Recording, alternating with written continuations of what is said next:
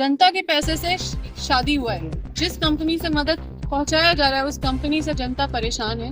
उस कंपनी से जनता त्राहिमाम है, ना मुआवजा मिल रहा है, ना नौकरी मिल रही है, ना रोजगार, ना पुनर्वास, ना पुनर्स्थापन, कुछ नहीं मिल रहा है। ये लोग बस क्षेत्र का दोहन और शोषण कर रहे हैं और एक दिखावा कर रहे हैं। 101 जोड़ा का शादी करा के अपने आप को मसीहा साबित करने में लगे हुए हैं, जबकि लाखों लोगों का हक मार के ये जो शादी हुआ है, लाखों लोगों को अंधकार में धकेल करके आप 101 जोड़ा का जो शादी करवा रहे हैं, पुण्य के लिए नहीं करवा रहे। अगर पुण्य के लिए करवाते तो इन लोगों से आप पैसा नहीं लेते। अपना ब्रांडिंग इतना इतना प्रचार प्रसार, इतना फोटो, इतना ये वो करके जनता को एक भी क्रेडिट नहीं दिया कि अरे ये जनता का पैसा से हो रहा है। ये बोल देते चंदा इतना मिल गया है कि जितना खर्चा नहीं था उसका 10 गुना चंदा आ गया। तो ये भी एक तरह का व्यापार ही है।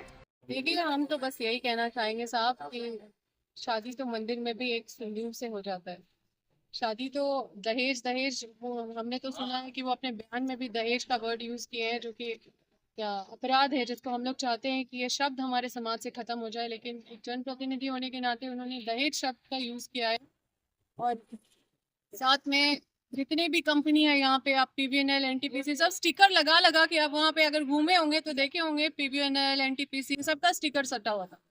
ये जनता के पैसे से शादी हुआ है।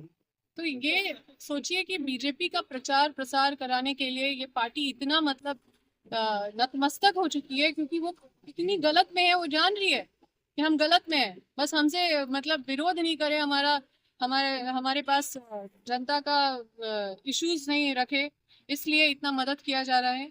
और जिस कंपनी से मदद पहुंचाया जा रहा है उस कंपनी से जनता परेशान है। उस कंपनी से जनता त्राहिमाम है, ना मुआवजा मिल रहा है, ना नौकरी मिल रहा है, ना रोजगार, ना पुनर्वास, ना पुनर्स्थापन, कुछ नहीं मिल रहा है।